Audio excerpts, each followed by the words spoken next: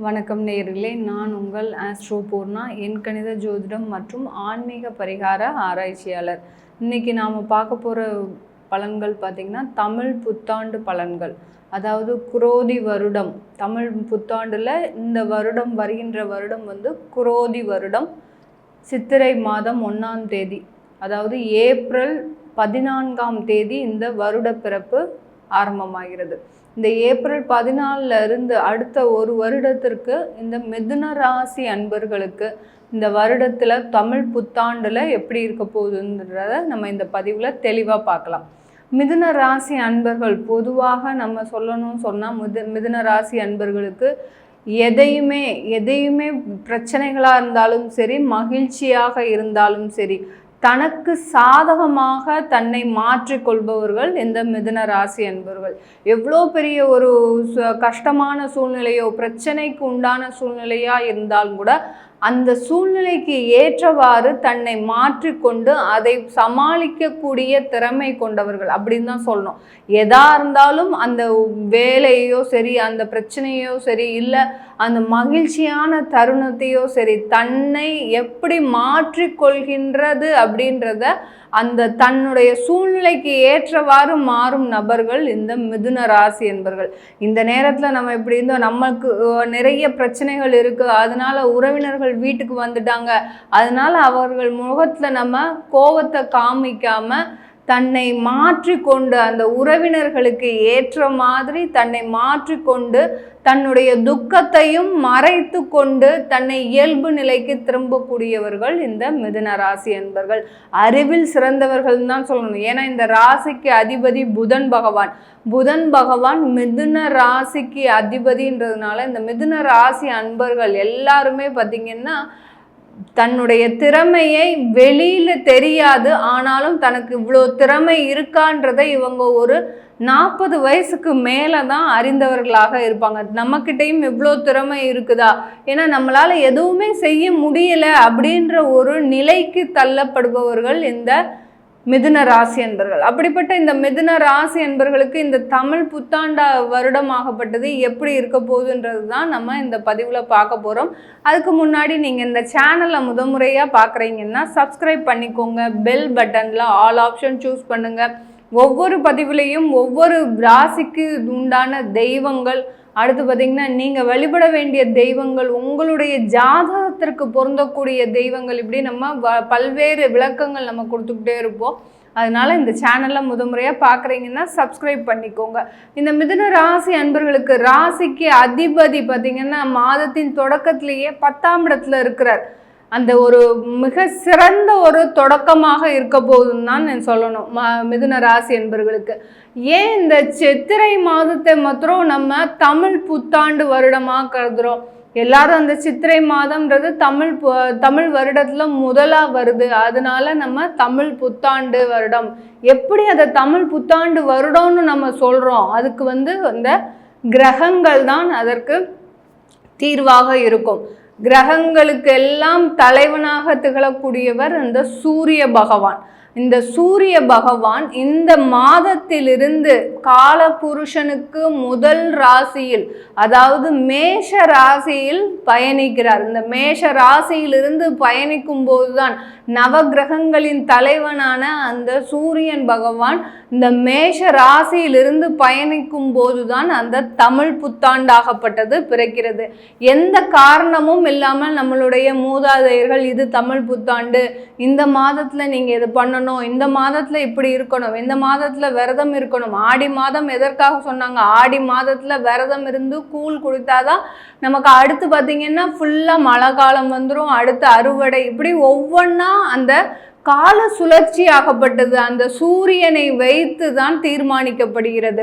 அந்த சூரிய நவகிரகங்களின் தலைவனான அந்த சூரிய பகவான் மேஷ ராசியில் சஞ்சரிக்கும் போதுதான் இந்த வருட பிறப்பு ஆகப்பட்டது உருவாகிறது. இந்த மிதுன ராசி என்பர்களுக்கு அந்த மிக மிக பெரிய கிரகமான அந்த ஒளி கிரகமான அந்த சூரியன் வருடத்தின் முதலிலேயே பார்த்தீங்கன்னா 11ஆம் இடத்துல சஞ்சரிக்கிறார்.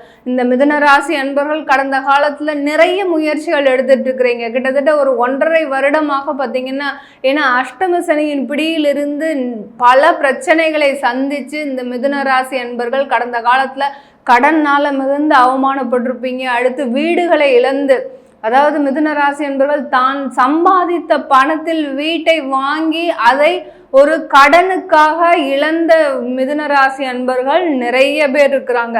அதையெல்லாம் கடந்து வந்து இந்த பிரச்சனை எல்லாம் முடியுமா, இந்த தொழிலாகப்பட்டது மிதுன ராசி அன்பர்களின் தொழிலாகப்பட்டது எவ்வளோ ஒரு பெரிய வீழ்ச்சியில இருந்து நான் இதை எடுத்துட்டு வந்திருக்கிறேன் அப்படின்னு சொல்லக்கூடிய அளவிற்கு இந்த மிதுன ராசி அன்பர்கள் கடந்த 1.5 வருடமாக தன்னுடைய சூழ்நிலையை கொஞ்சம் கொஞ்சமாக மாத்திக்கிட்டே இருக்கிறீங்க.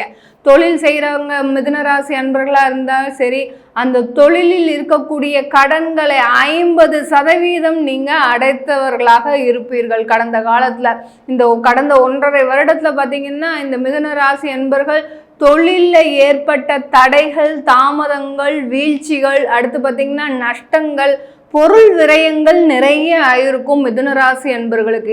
இது வரைக்கும் பண விரயத்தையே சந்திச்ச இந்த மிதுன ராசி அன்பர்கள் பொருள் விரயங்கள் நிறைய ஆயிருக்கும். தேவையில்லாம பொருட்கள் அழிந்து போயிருக்கும். உங்களுக்கு தினசரி வியாபாரமா பண்ற மிதுன ராசி அன்பர்கள்லாம் இருந்தீங்கன்னா சரி, உங்களுடைய வியாபாரம் ஒன்றுமே இல்லாமல் அந்த பொருட்களை வீணாக்கக்கூடிய நிலைக்கு நீங்க கடந்த காலத்துல தள்ளப்பட்டிருப்பீங்க. அது எல்லாம் ஒரு சீர் செய்து கொண்டிருக்கின்ற சமயத்தில் இந்த வருடமாகப்பட்டது, இந்த குரோதி வருடமாகப்பட்டது மிக சிறந்த வருடமாக இந்த மிதுன ராசி அன்பர்களுக்கு இருக்க போகுது. ஏன்னா உங்களுடைய ராசி அதிபதி பார்த்தீங்கன்னா மிதுன ராசி அதிபதி பார்த்தீங்கன்னா 10க்கு வராரு. அடுத்து அந்த சூரியனாகப்பட்டவரும் 11ல் இருக்கிறார். இந்த காலகட்டத்தில் வருடத்தின் ஒரு 3 மாதங்கள் பார்த்தீங்கன்னா உங்களுக்கு மிக சிறந்த 3 மாதங்களாக இருக்கும். எதில் எடுத்தாலும் ஒரு நல்ல தொடக்கம் இருக்கும். எது வரைக்கும் எந்த அளவில் நீங்கள் தடைகளையும் தாமதங்களையும் சந்திச்சிங்களோ அதுகள் அந்த அளவு இல்லாமல் உங்களுக்கு ஒரு நல்ல ஒரு துவக்கமும், ஏதாவது ஒரு வேலைக்கு போறீங்கன்னா கண்டிப்பா அந்த வேலையில சக்சஸ் ஆகுவீங்க. ஒரு வெளியூர் வேலை வாய்ப்பு தேடிட்டு இருக்கிறீங்க, எனக்கு இது மாதத்துல நடக்குமா அப்படின்னா கண்டிப்பா உங்களுக்கு ஏப்ரல் மாதத்துல 14ஆம் தேதிக்கு அப்புறம் எல்லாமே சக்சஸ்ஃபுல்லா ஆகுறதுக்கு சில வாய்ப்புகள் அதிகமாக இருக்கு. அடுத்து பார்த்தீங்கன்னா இந்த வருட பலன்கள் சொல்லும் போது நம்ம முக்கியமா கவனிக்க வேண்டியது அந்த வருட கிரகங்களான சனி, ராகு, கேது, குரு பகவான். இவர்களுக்கு அந்த முக்கியமான அந்த குரு பகவான் ஆகப்பட்டவர் 7-10 குடையவர், அதாவது ஜீவனக்காரகனும் கலத்திரக்காரகனுக்கும் உரிய அந்த குரு பகவான் ஆகப்பட்டவர் 12ஆம் இடத்திற்கு வரார், விரய குருவாக வரார். அப்படி இருக்கும்போது உங்களுக்கு இந்த காலகட்டத்தில் சுப விரயங்கள் அதிகமாக இருக்கு.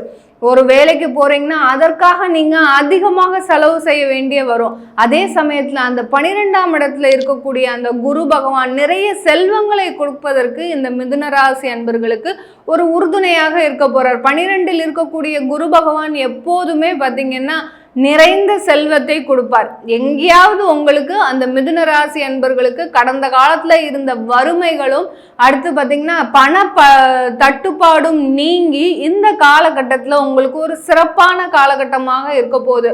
எந்த அளவுக்கு நீங்க பணமே வராது அப்படின்னு நீங்க நம்பிட்டு இருந்தீங்களோ, சில பேர் வந்து பார்த்தீங்கன்னா தன்னுடைய நண்பர்களுக்கு கடனாக கூட இல்லை, ஒரு கைமாத்தா கொடுத்துருப்பீங்க.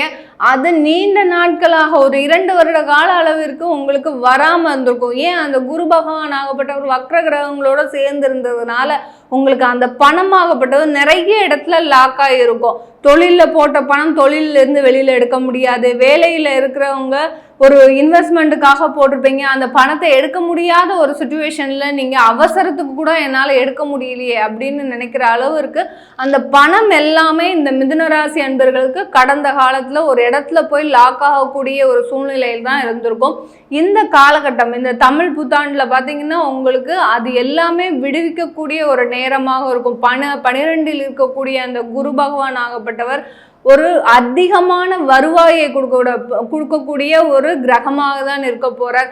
அடுத்து பார்த்தீங்கன்னா இந்த காலகட்டத்தில் குழந்தை பாக்கியம் இல்லாதவர்களுக்கு, அதாவது 5ஆம் இடத்துக்குரிய அந்த சுக்கிரன் பார்த்தீங்கன்னா அடுத்தடுத்து ஒரு நல்ல இடத்திற்கு வர்றார். மிதுன ராசி என்பர்களுக்கு பார்த்தீங்கன்னா வருடத்தின் தொடக்கத்திலேயே 10ஆம் இடத்துல இருக்கிறார்.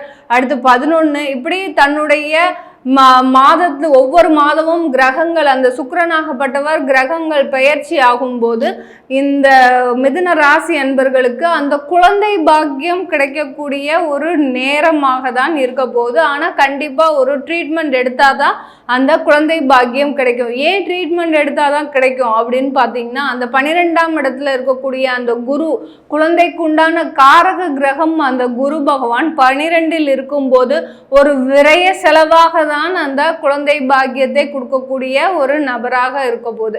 அதனால இந்த மிதுன ராசி அன்பர்களுக்கு இந்த காலகட்டத்தில், இந்த தமிழ் புத்தாண்டு வருடத்துல முதல்ல ஒரு 6 மாதங்களுக்கு ஒரு நல்ல ஒரு தொடக்கமாக இருக்கும். அடுத்த 6 மாதங்களுக்கு ஒரு சுப விரயங்கள் அதிகமாகக்கூடிய ஒரு நேரமாக தான் இருக்க போது இந்த மிதுன ராசி அன்பர்களுக்கு. ஆக இந்த தமிழ் புத்தாண்டாகப்பட்டது மிதுன ராசி அன்பர்களுக்கு வேலை வாய்ப்புலையும் தொழிலையும் மிகப்பெரிய வளர்ச்சியை தந்து, வருமானத்திலையும் அளவுக்கு அதிகமான, எந்த அளவுக்கு வருமானமே இல்லை அப்படின்னு நினைச்சிட்டு இருக்கிற அந்த மிதுன ராசி அன்பர்களுக்கு அளவுக்கு அதிகமான வருமானத்தை தந்து ஒரு புதிதாக ஒரு திட்டத்தை தீட்டக்கூடிய ஒரு நேரமாக தான் இருக்க போது மிதுன ராசி அன்பர்களுக்கு. இது நம்ம சொல்றது எல்லாமே கோச்சார நிலவரப்படி சொல்லிட்டு இருக்கிறோம். அந்த மிதுன ராசி அன்பர்களுக்கு இது உங்களுடைய சுய ஜாதகப்படி பலன்கள் எப்படி இருக்குன்னு பார்க்கணும். ஏன்னா கோச்சார நிலவரப்படி உங்களுக்கு குரு பகவான் 12க்கு வந்தாலும் உங்க சுய ஜாதகத்துல அந்த குரு பகவான் எந்த இடத்துல இருக்கிறாரோ அதற்குண்டான பலனை தான் இந்த தமிழ் புத்தாண்டுல உங்களுக்கு கிடைக்க போகுது. அதை நீங்க பார்க்கணும்னு விருப்பப்பட்டீங்கன்னா கீழே இருக்கிற நம்பருக்கு வாட்ஸ்அப்ல அப்பாயின்மெண்ட் வாங்கிட்டு நீங்க என்கிட்ட கன்சல்ட் பண்ணிக்கலாம். உங்களிடமிருந்து விடைபெறுவது உங்கள் ஆஸ்ட்ரோ பூர்ணா. நன்றி, வணக்கம். அனைவருக்கும் தமிழ் புத்தாண்டு நல்வாழ்த்துக்கள்.